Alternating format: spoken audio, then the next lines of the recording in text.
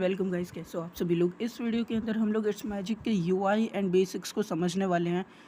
और welcome to the playlist guys. ये it's magic game engine की बेसिक टू एडवांस प्लेलिस्ट है, जिसके अंदर आपको स्क्रिप्टिंग एंड क्रिएटिंग ऑब्जेक्ट ये सारी इंफॉर्मेशन मिल जाएगी। तो अभी आपको यहाँ पे एक प्रोजेक्ट दिख रहा होगा जो कि मैंने पहले से बना के रखा था। इसको आप भूल जाओ। आपको प्रोजेक्ट क्रिएट करने के लिए न्यू प्रोजेक्ट पे क्लिक करना है एंड यहाँ पे न्यू एम्प्टी प्रोजेक्ट अभी खोल लेना है। बस आप एम्प्टी प्रोजेक्ट खोल लो अभी और इसको रीनेम कर दो। लेट्स से ट्यूटोरियल्स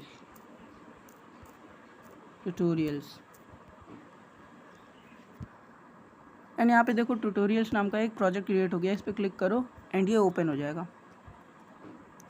तो हमारा प्रोजेक्ट ओपन हो चुका है। सारी चीज़ें दिख रही होंगी भाई, देख के डर गए होगे आप लोग। मैं भी डर गया था भाई, ऐसी कोई बात नहीं है, सब डरते हैं पहली बार में। इतने सारे ऑप्शंस कहाँ मिलेंगे तुम्हें। इस वक्त आपको बहुत सारी चीज़ें दिख रही होंगी और बहुत ज़्यादा कन्फ्यूज़्ड हो गए आप, आखिर ये हो क्या रहा है यहाँ पे। सबसे पहले आप एक काम करो, ये जितने भी ऑब्जेक्ट्स हैं ये देखो, ये है ऑब्जेक्ट पैनल।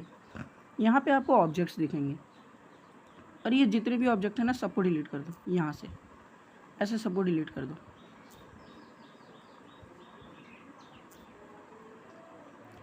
और ये सबको डिलीट कर दो। अब देखो मैं फंडामेंटल्स बताता हूँ। अगर आपने अपने गेम को रन करना है या डीबग करना है तो यहाँ पे आपको दो ऑप्शंस दिख रहे होंगे, एक है पॉज और एक है प्ले। अभी अगर मैंने इसे प्ले करा तो कुछ भी नहीं होगा, एकदम ब्लैक कलर की स्क्रीन आएगी। उसका रीज़न भी मैं बताऊँगा। और देखो यहाँ पे सेकंड नंबर पे जो पैनल है वो है गेम पैनल। इसके अंदर आप आउटपुट देख सकते हो कि आखिर आपका गेम अभी दिख कैसा रहा है। रन करोगे तो यहीं आओगे, लेकिन अगर आपने केवल इस पर क्लिक करके रखा है तो आपको केवल आउटपुट दिखेगा कि अभी आपका गेम कैसा दिख रहा है। ठीक है, इतना समझ में आया।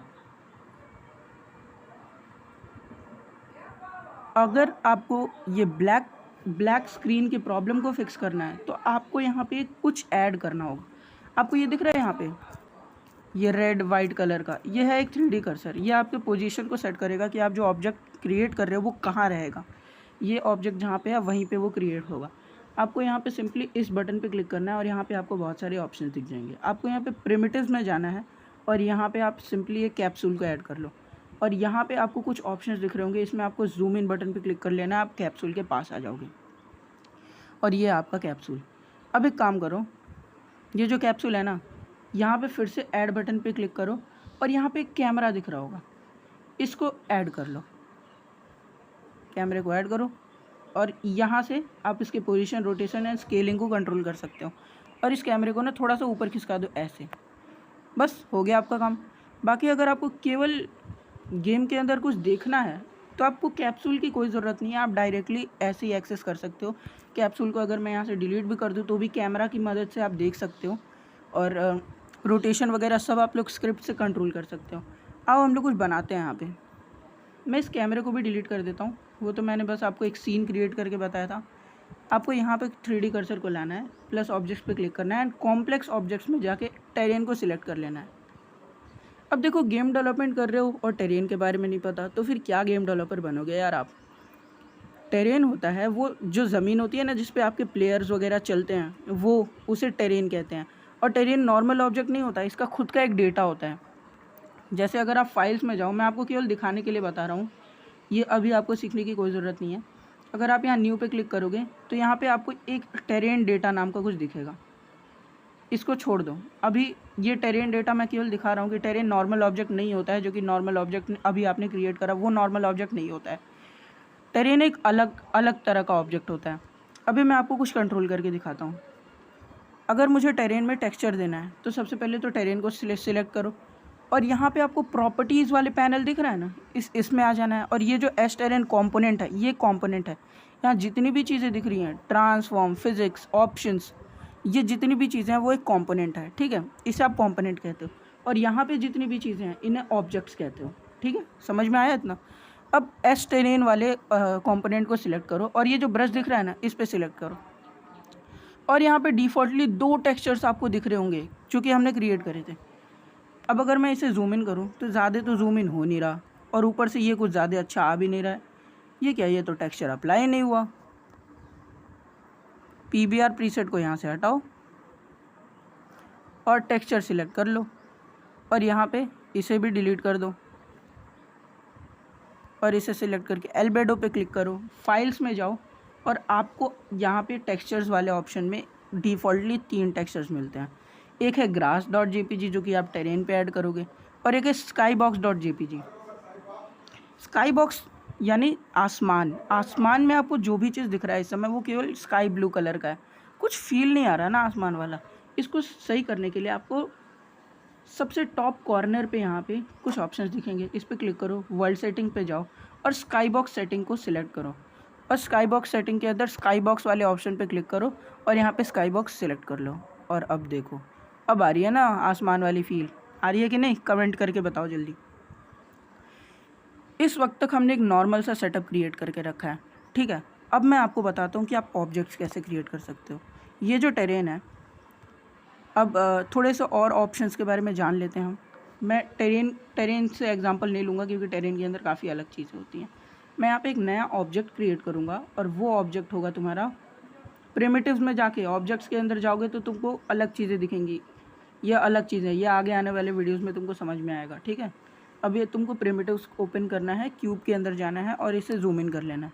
यहाँ पे तुमको 3D एडिटर के अंदर कुछ ऑप्शंस दिख रहे होंगे। ये अभी ऑब्जेक्ट मोड को भूल जाओ, ये तुम्हें प्रीमियम लेना पड़ेगा इसके लिए, ये केवल पेंट करने के लिए होता है, ठीक है। अभी तुम्हें सबसे फर्स्ट ऑप्शन दिख रहा होगा आई वाला, आई और उसके ऊपर स्केयर ब्रेसेस बने हुए हैं ऊपर नीचे। इसका मतलब ये है कि अभी आप इसके अंदर कोई भी छेड़खानी नहीं करना चाहते, केवल देखना चाहते हो, ठीक है। समझ में आया? सेकंड ऑप्शन है आपका मूवमेंट कंट्रोल, पोजीशनिंग कंट्रोलर। अगर आपको इस क्यूब को थोड़ा सा इधर खिसकाना है तो आप ये पोजीशनिंग से कर सकते हो। अब ना मैं एक काम करता हूँ, इसको कॉपी करता हूँ, यहाँ इस बटन पे क्लिक करोगे तो कॉपी हो जाएगा। इसे थोड़ा सा नीचे खसकाओ और अब देखो यहाँ पे तुम्हें स्केलिंग बटन दिख रहा होगा, इसे स्केल कर लो।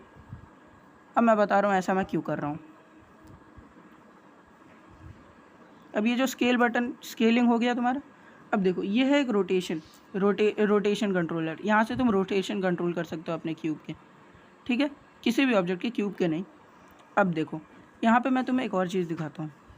अगर मैंने ये कैमरा लॉक वाले ऑप्शन पे सेट कर दिया और उसके बाद से अपने ऑब्जेक्ट को मूव करा तो तुम्हारा जो मेन कैमरा है ना, जो 3D एडिटर वाला कैमरा है, वो भी इसके साथ साथ मूव करेगा। और ये ज़्यादा हेल्पफुल होता है जब तुम लोग ऐसे टेरेन पे फिक्स कर रहे होते हो कुछ चीज़ों को। और उसके बाद से आता है तुम्हारे पास ये ऑप्शन, इसको करोगे तो ये सारे ऑप्शंस गायब हो जाएंगे, फिर से तुम्हें सिलेक्ट करना पड़ेगा। उसके बाद से तुम यहाँ पे आते हो और यहाँ पे देखो move object to cursor, move cursor to object and focus on cursor. अगर मैंने फोकस ऑन कर्सर कर दिया तो ये देखो ये एकदम सेंटर में आ गया था ना। अब देखो मैंने जैसे यहाँ पे सिलेक्ट करा, एक काम करता हूँ, मैं अभी कुछ कर रहा हूँ वो तुम्हें अभी समझ में नहीं आएगा, इसको अभी छोड़ दो प्लीज़, अभी इस पर ध्यान मत दो।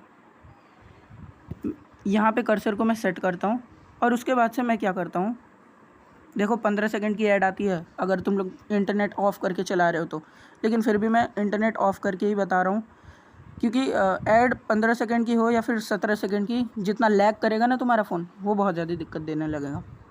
इसे स्किप करो एंड उसके बाद से ये कर्सर को एक जगह पे ला लो कहीं और उसके बाद से काम करो, जो सेकंड वाला क्यूब है ना ऊपर का उसे सिलेक्ट करो और उसके बाद से इस ऑप्शन पे आओ और मूव ऑब्जेक्ट टू कर्सर कर दो। अब कुछ समझ में आया? जहाँ कर्सर था वहाँ आ गया तुम्हारा ऑब्जेक्ट। क्लियर है? इतना तो क्लियर ही होगा। अब लेट से तुमने कर्सर को कहीं और रख रखा है, इसे ऑफ़ कर देते हैं अभी, एंड तुमने जो सेकंड वाला क्यूब है इसे सिलेक्ट कर रखा है, लेकिन तुम्हें कर्सर इसके ऊपर लाना है ताकि तुम कुछ ऑब्जेक्ट्स को इसके ऊपर क्रिएट कर सको। तो एक काम करो, मूव कर्सर टू ऑब्जेक्ट, देखो कर्सर आ गया तुम्हारे ऑब्जेक्ट के ऊपर। और ये है कुछ बेसिक चीज़ें जो तुम्हें आनी चाहिए इट्स मैजिक गेम इंजन के अंदर गेम डेवलपमेंट स्टार्ट करने से पहले, और बाकी सारी चीज़ें मैं आने वाले वीडियोस में बता दूंगा। So thank you guys for watching this video. In this video we have covered many things and I think you got everything. So अगर वीडियो पसंद आया तो लाइक करना, शेयर करना और सब्सक्राइब करना, ठीक है। So thanks for watching guys, I will see you in the next one. Till then keep learning and keep exploring.